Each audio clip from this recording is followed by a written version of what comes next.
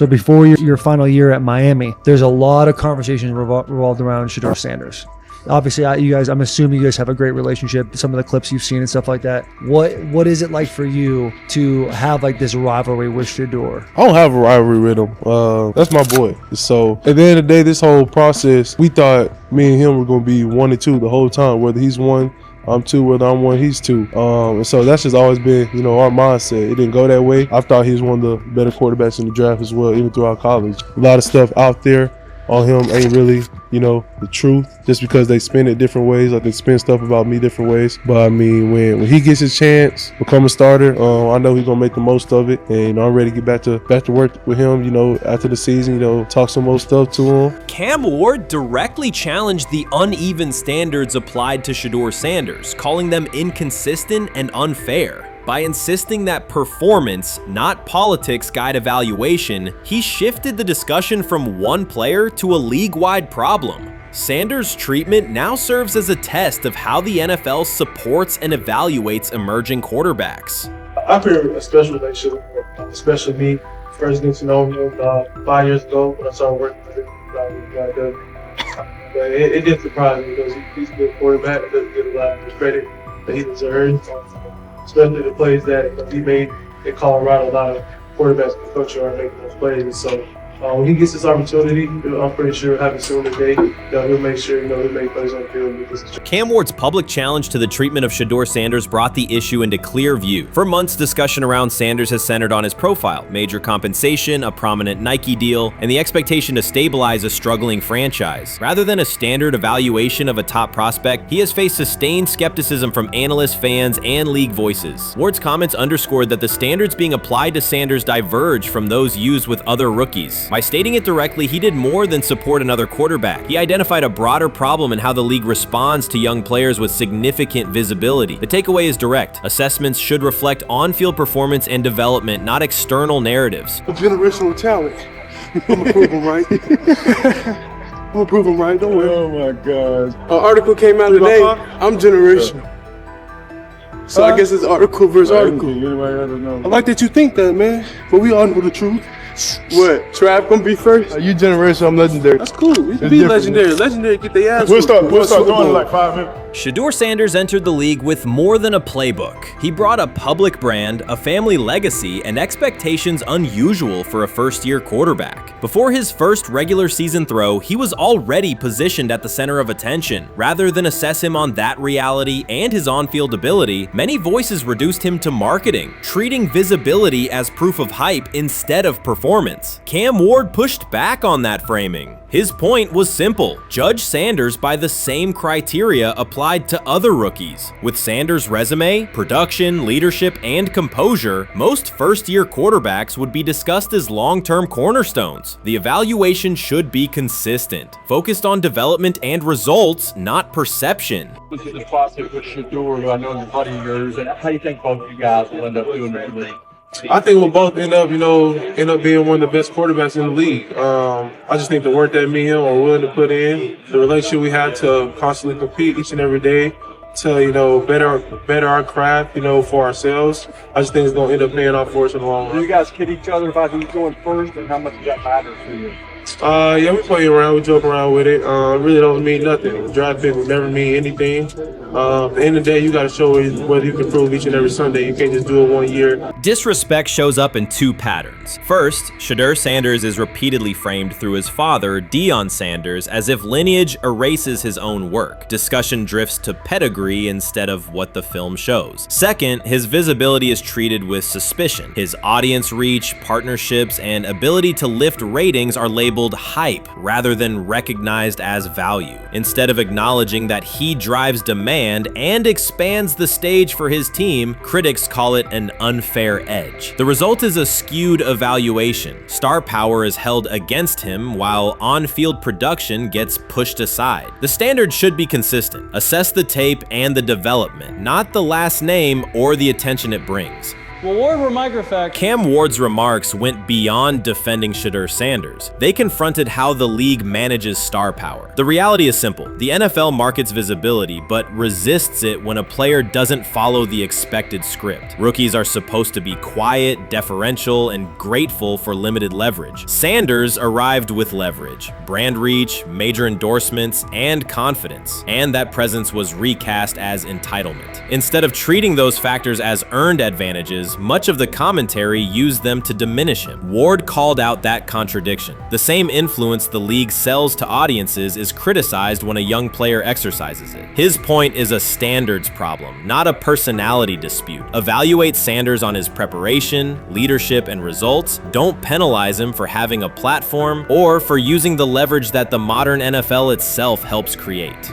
Now it sounds like the Cleveland Browns are going to all but imprison Shedeur Sanders in the football sense of a very talented rookie quarterback who obviously needs reps, who needs an opportunity, and who now, barring some miraculous luck, will not get the opportunity to play in a single real game. I'm sure many around the NFL are celebrating as we speak. They are chuckling about this. Many in the NFL wanted to teach Shedeur and his daddy. Cleveland became the center of the conversation. With Shedeur Sanders attached to a major Nike partnership, the expectation was straightforward. He should be given real game reps. The Browns instead leaned on Joe Flacco as the default choice, treating stability as the safer path while sidelining a quarterback with clear cultural and commercial pull. Each week Sanders didn't see the field, scrutiny grew. Commentary questioned the value of his contract environment and relevance, and fan debate shifted from development to doubt. That wasn't measured evaluation. It was a delay framed as prudence that eroded confidence in the process. Cam Ward reset the terms of the debate. He pointed to an uneven standard. When veterans or other young players secure significant endorsements, it's considered smart business. When Sanders does it at scale, it's recast as ego or hype. Even the scope of his off-field agreements became ammunition against him rather than evidence of market demand. Ward's position is simple. Use one standard. Assess Sanders on preparation, decision-making, and progression, not on discomfort with his platform. Treat visibility as an asset, not a disqualifier. The issue isn't attitude or branding, it's the consistency of the evaluation. Ward called it directly. The treatment has been unequal, and it should be corrected by aligning opportunity with performance criteria. Fans need to recognize there's not a team in the league he'd start for. Not one. That's not ridiculous, that's not unfair, that's not a vast conspiracy.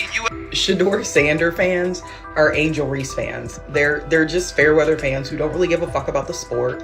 Most of them are just Dion fucking groupies that followed him when he went to fucking Colorado, just like Angel Reese's fans had never watched basketball prior to her playing at LSU, and they followed her to the WNBA and don't know shit about the sport.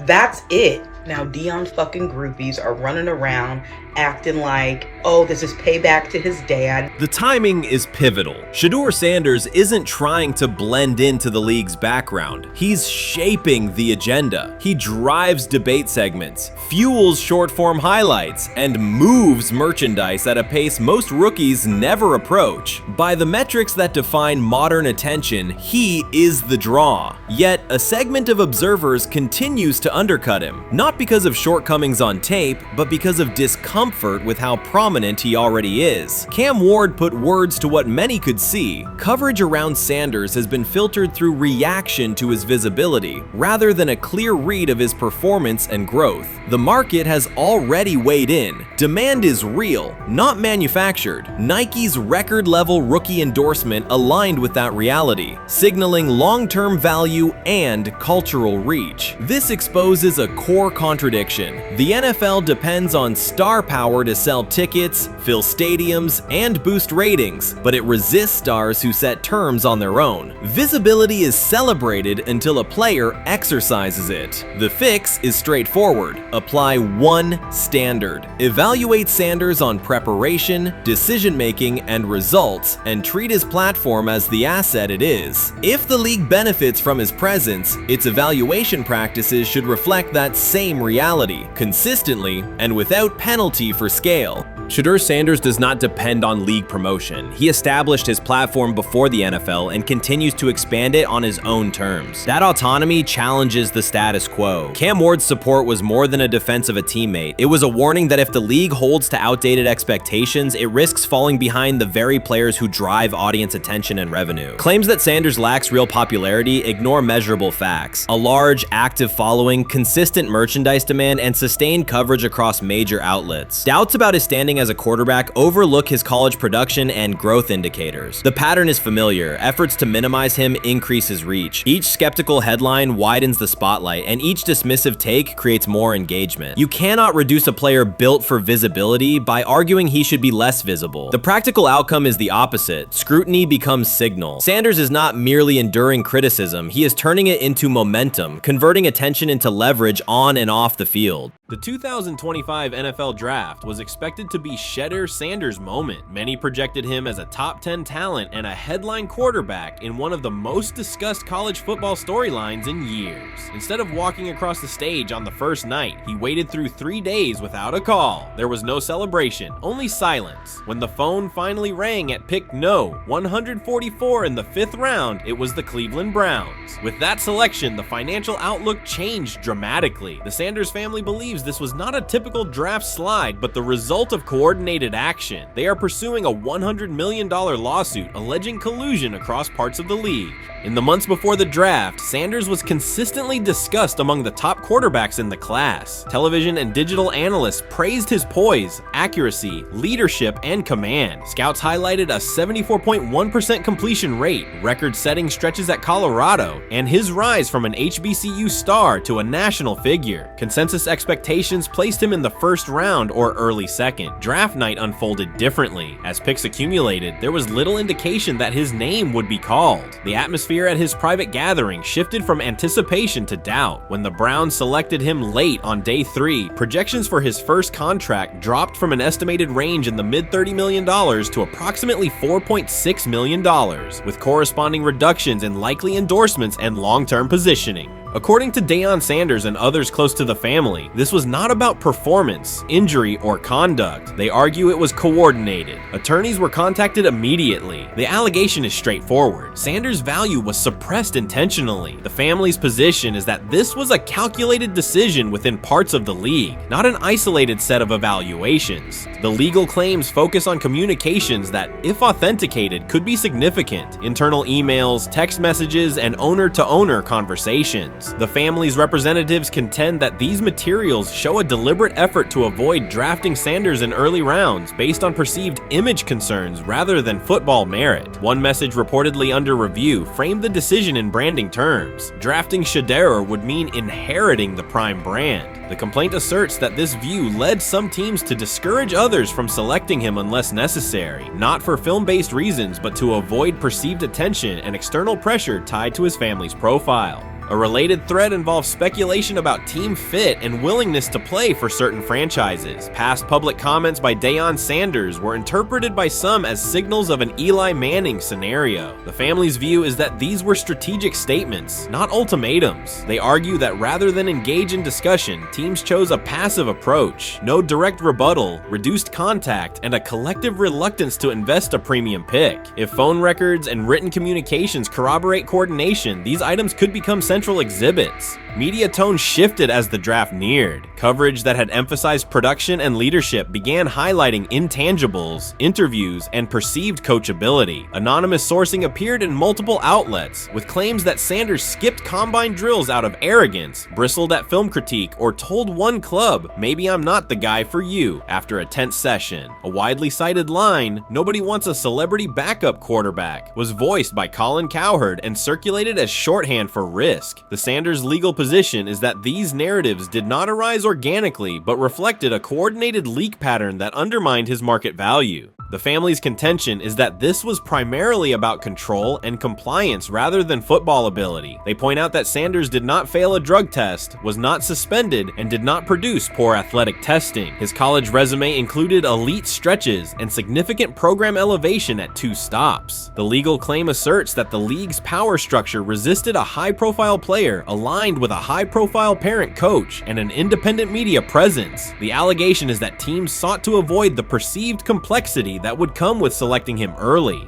The financial impact is a core component of the damages claim. Had Sanders been selected late first or early second round, projected 4-year compensation would likely have fallen between $30 to $35 million, with immediate access to higher tier endorsement opportunities and the brand leverage that accompanies a franchise quarterback designation. As a 5th round pick, the initial contract value is a fraction of that total, and associated off-field opportunities are typically narrower. The suit reportedly seeks not only lost salary, but also the broader economic value linked to draft position, sponsorships, licensing, and the visibility that accelerates an early career trajectory. The filing's scope, as described by sources close to the family, extends beyond the league office. It may involve media outlets, scouting firms, and specific executives if discovery shows coordination or materially false statements that affected value. The argument is that the draft slide harmed not only Shedeur, but also the broader Sanders brand, affecting perceptions of Deion Sanders as a recruiter, coach, and public figure. The family's view is that narrative construction around brand risk and celebrity backup produced a measurable economic and reputational loss. If a court authorizes discovery, the process would likely compel emails, internal draft notes, and message archives from teams and third-party intermediaries. Subpoenas could be served on media organizations for sourcing records related to anonymous quotes. That level of transparency would be unusual and could reveal how information flows during pre-draft periods. The legal theory moves beyond a single player's evaluation to the draft's integrity, whether owners or executives acted in concert to reduce a prospect's value for reasons unrelated to football performance. The league has not publicly addressed these specific allegations. Background comments from executives characterize the claims as overreach. The family's camp maintains they have documentation sufficient to proceed. The comparison points referenced by observers include Deflategate, Spygate, and the Colin Kaepernick grievance, not because the facts are the same, but because of the potential scope, policies, practices, and the balance of power between the league and individuals challenging its processes. Another dimension of the dispute involves how the NFL perceives Deion Sanders, Coach Prime, and the autonomy he promotes. He built a large media footprint around his programs at Jackson State and Colorado, elevated his players' profiles, and spoke openly about fit and leverage. The family contends that this visibility, combined with statements about preferred destinations, triggered resistance. The complaint frames the response as a preference for compliance and predictability over independent branding and public negotiation. The suit also addresses the pre-draft decisions that critics point to: skipping the Senior Bowl, declining full workouts at the NFL Scouting Combine, and candid interviews about team fits. The family characterizes these as strategic choices commonly made by top prospects, not evidence of entitlement. Their view is that similar decisions by other players did not produce the same narrative because those players fit more comfortably within league expectations. The risk calculus is clear. Bringing a suit of this magnitude invites professional consequences. The family acknowledges that some within the league may react negatively. Their position is that the principle at stake, transparent and fair valuation, warrants the risk. The message they intend to send is that manufactured narratives and coordinated devaluation should face scrutiny, particularly when they affect earnings, opportunity, and reputation. If the case advances, several outcomes are possible. The court could find insufficient evidence of coordination, limiting the scope to individual judgments protected as opinion. It could also find enough to proceed to broader discovery, which would have implications beyond one player, including potential changes to how teams document evaluations and how media handle anonymous sourcing close to the draft. Agents might push for reforms, including clearer guardrails around leaks and standardized prospect communication records. For now, Sanders is working within the Brown structure. He has avoided public escalation beyond confirming focus on preparation and development. The lawsuit is a separate track managed by counsel. This dual approach, professional routine on the field and legal action off it, reflects the family's strategy. They intend to contest the process they believe harmed him while meeting club expectations day to day. The core allegations remain consistent across their statements. A talented quarterback saw his draft value suppressed by coordinated behavior tied to branding concerns and public positioning rather than football merit. Media narratives amplified that shift, and the result was a substantial, quantifiable loss. The remedy sought includes compensation and a measure of accountability that could deter similar conduct. Whether the claims are ultimately proven will depend on documentation and testimony. If emails, texts, and call logs substantiate coordination, the impact could be significant, prompting policy review around pre-draft communications and media engagement. If not, the case may narrow to disputes over opinion, perception, and the gray areas of scouting. Either way, the filing signals a willingness to confront entrenched practices and to test in court how far the process extends beyond film and interviews. This situation has moved from speculation to litigation. It addresses control, image, and power in a system that influences careers and compensation. It also underscores how public narratives can shape market outcomes. Sanders' path now has two tracks: earning opportunities on the field in Cleveland and seeking redress off the field for what the family views as an avoidable and orchestrated loss. The questions at stake are larger than one draft slot. They touch on how the league values independence, how information is weaponized, and what recourse exists when a player believes the evaluation moved from football to optics. The answers will emerge through practice reps and potentially through discovery and a courtroom record. You first, when you take a look at both of these QBs, who had the most impressive start so far in the preseason? Well, to me, it was Shedeur. I didn't see any interceptions when he was out there. Didn't see anything like that. I mean, don't get me wrong. I don't think Dillon Gabriel did a bad job. I was impressed with the brother, but I'm going to go with Shedeur. You know, the pressure was on him. The spotlight was on him. Stephen A. Smith didn't just call out Dillon Gabriel. He held him accountable and made him rethink his comments. The moment Dillon Gabriel spoke and went after Shedeur Sanders, it wasn't a minor slip. He crossed the line and stepped directly into Stephen A. Smith's wheelhouse. And Smith answered with a clear, direct response that left no room for misinterpretation. The comparisons were emanating from the media more so than anybody else. And that's what I think, that's exactly who I think he was directing his comments towards. Having said that, Dillon Gabriel, respectfully, it was stupid. A very dumb comment to make. First of all, let me tell you something right now. In every walk of life, far beyond the parameters of a football field. This wasn't casual sports commentary, it was a decisive critique. Dillon Gabriel's comments were taken apart by Stephen A. Smith with clear, direct points. Gabriel, a quarterback with solid stats but limited top-level achievements, chose to take a public shot at Shedeur Sanders. Shedeur, who has handled sustained media scrutiny and on-field expectations, became the target of an unnecessary criticism. Smith responded by challenging Gabriel's standing to make that claim, and by defending Sanders on the facts. The outcome was clear. Gabriel overreached, and Sanders didn't deserve the hit. Dan Orlovsky would sit up here in comparison to Shedeur Sanders, who did no such thing, and say, hey, thought he looked better. I got to give him the edge here. I thought it wasn't bad. A pick six and a fumble, and we can get over fumbles. Have you heard anybody say that? I know it's possible. Have you heard anybody say, get over? Stephen A. Smith responded immediately. As soon as Dillon Gabriel made his comments about Shedeur Sanders, Smith delivered a clear, point-by-point critique that drew national attention across the NCAA media cycle. Dillon Gabriel has a reputation as a good quarterback, not a dominant one. He can post strong numbers against opponents like Tulsa, but his performance has been inconsistent when the stakes and competition rise to playoff level. Well, those who produce get treated differently than those who don't. What he said echoes the mentality of all of America practically, and most certainly the world, as we see things being globalized more and more every day. It was a stupid, idiotic, immature comment, because clearly you were feeling the heat because a lot of people was talking about how Shedeur should be QB. Dillon Gabriel is a capable quarterback, but not a standout. Even so, he chose to talk down to Shedeur Sanders, a quarterback who has navigated constant scrutiny and pressure and still represents the future of a program that was struggling before he arrived. The comparison was weak. The criticism was unnecessary. Stephen A. Smith recognized that and dismantled Gabriel's argument with a clear, direct response. How the Browns react to this, how the locker room reacts to this, how Shedeur reacts to this, because it was a clear shot at Shedeur. But let's say Dillon Gabriel's talking about the media.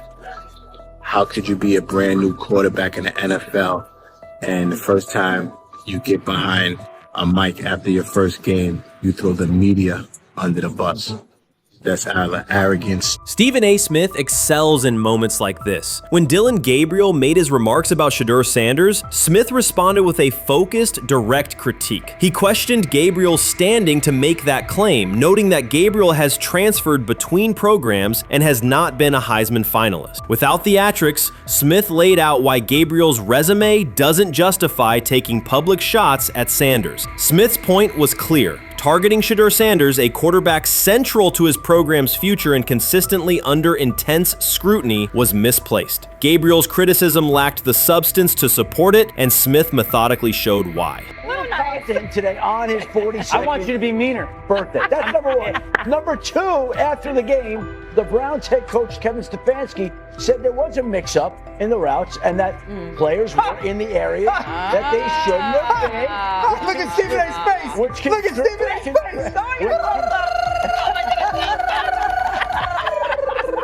Look at his face. Stephen A. Oh my Lord. The strength of Stephen A. Smith's response was that he didn't just address Gabriel's remarks. He challenged the image around him. Dillon Gabriel often presents himself as an overlooked contender ready to surprise. But the reality is that his profile hasn't commanded broad attention. It's a clear reminder that not every opinion carries equal weight. In defending Shedeur Sanders, Stephen A. was direct and precise. Shedeur isn't just a quarterback. He is Deion Sanders' son, which subjects him to scrutiny far beyond anything Gabriel has faced. Even under that pressure, Shedeur has maintained his composure, shown confidence, and delivered in key moments that helped revive a program many had written off. Stupidity, all of it. I thought it was a clear shot at Shedeur due to the fact that his Oregon coach threw a shot at Coach Prime and Shedeur during their meeting at Colorado last year. But you know what? The cream rises to the top. Let's see what happens this week. I see a lot of the media talking about they think it was about the media and not about Shedeur.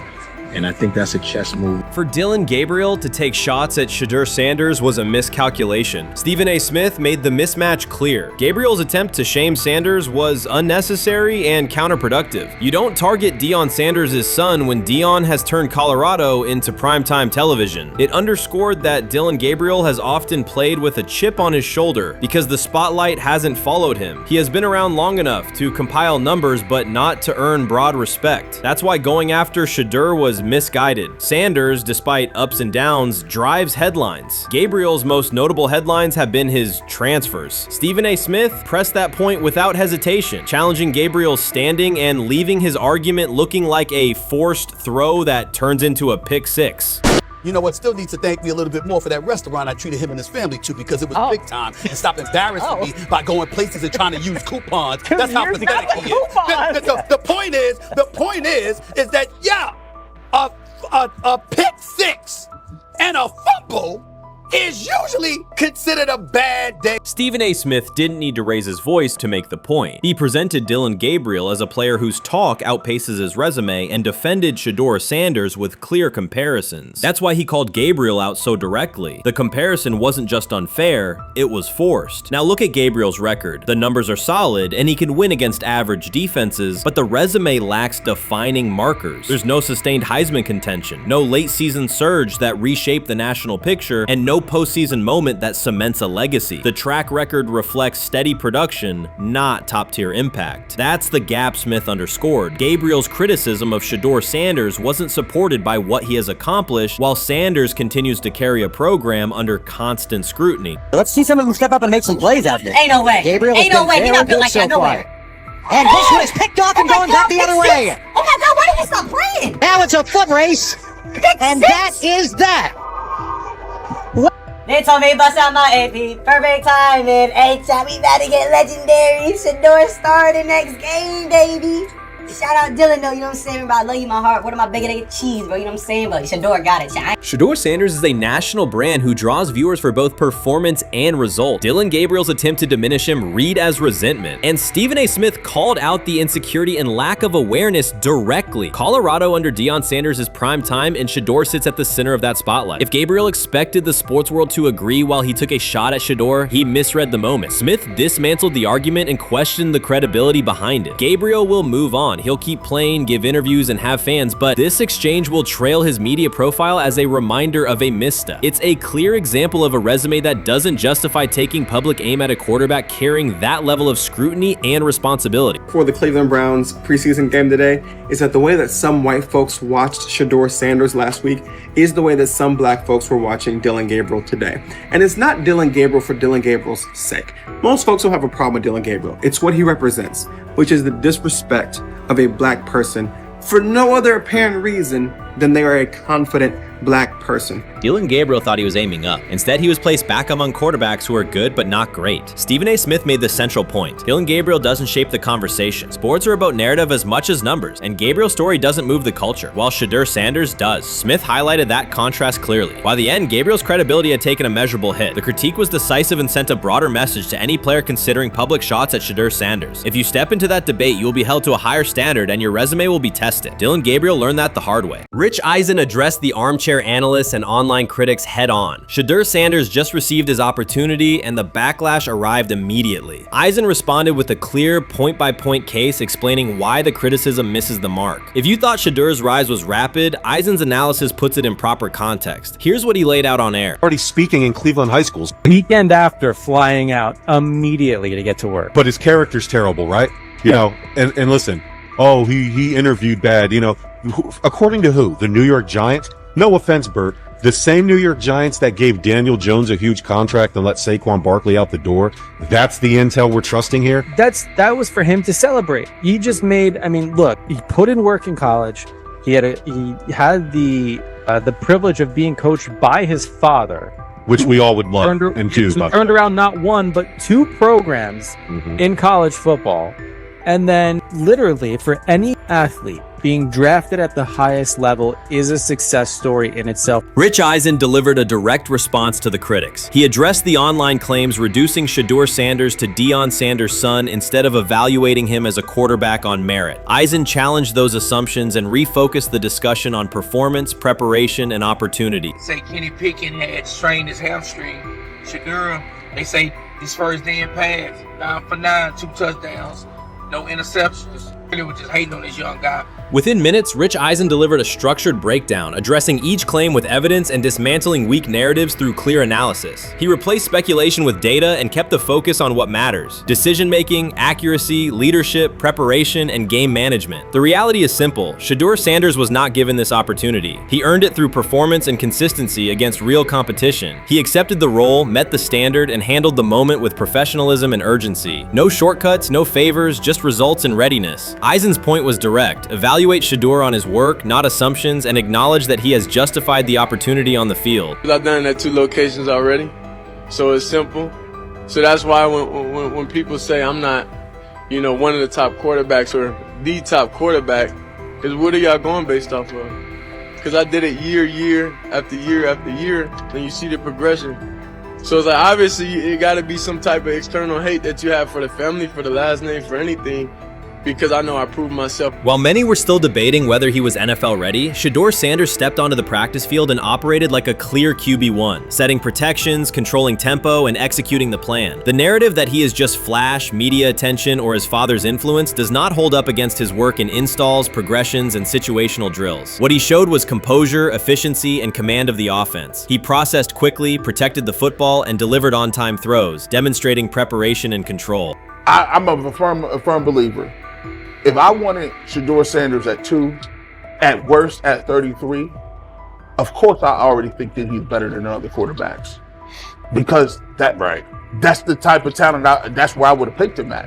And if he was at 2 or 33, and he still had the same exact skill set, we would be talking about him starting and playing. Right. Well, there'd only be 3 quarterbacks. It'd be 3 quarterbacks, not 4. 4, yeah. But since he moved to the 5th round, that's cool. They might have to go along with it. But to me, I think if you ask who got the best tools, I'm going with Shedeur Sanders. From the first day of camp, he was not there to get by. He arrived to lead. There was no hesitation in installs, no lapses in fundamentals, just precise timing, clean footwork, and consistent velocity to every level of the field. He managed protections, controlled cadence, and delivered in situational work, showing command rather than learning on the fly. The approach was efficient and disciplined, with attention to detail and progressions and ball placement that reflected preparation, not improvisation. At the same time, Rich Eisen addressed the narrative directly and backed it with evidence. He laid out clips, context, and performance markers to cut through speculation. Eisen emphasized that Shedeur Sanders did not step into this moment because of publicity. He built toward it through sustained work, resilience, and results. The background, media readiness, high football IQ, and a professional approach was developed over years, not days, and it translated to immediate operational control of the offense. The resistance came from familiar places. Some in the traditional guard still frame mobile quarterbacks as limited and expected the nepotism label to define him. That view did not hold up against what was on the field. Composure under pressure, secure decision-making, accurate throws into tight windows, and consistent execution in red zone and 2-minute sequences. Eisen's point was clear. Evaluate Shedeur Sanders on performance and readiness. The evidence shows he earned the opportunity and is meeting the standard with accountability and consistency. Yeah, teams didn't draft him because they didn't think he was first-round talent. And the quote we played and that's on the screen, I think is flatly wrong. We all know this shouldn't have happened. Yes, it should have. It should have happened because this wasn't. Now, again, teams can be wrong. The league as a whole can be wrong. Hell, the Baltimore Ravens drafted a 25-year-old tight end before they drafted Lamar Jackson in the same draft. The die is not cast on who Shedeur Sanders. He stated it plainly. This is not a celebrity appearance. This is a quarterback with pocket presence, leadership, and decision-making that stands on its own. You either show it or you settle into a backup role. Shedeur Sanders is not auditioning. He is establishing himself as the starter. When the opportunity arrived, whether through injury, trade, or depth chart changes, Shedeur was prepared and delivered. He did not hesitate. He executed the offense and finished drives. As others tried to catch up to what they were seeing, Rich Eisen reinforced the same message he has been repeating. Evaluate the work. Camp reports have been consistently positive, but the important shift is how the performance is being received. Casual attendees who came to observe left talking about Shedeur's command and poise. Detailed observers focused on his pre-snap reads, protection checks, and audibles, highlighting the mechanics, timing, and ball placement that support efficient, controlled play.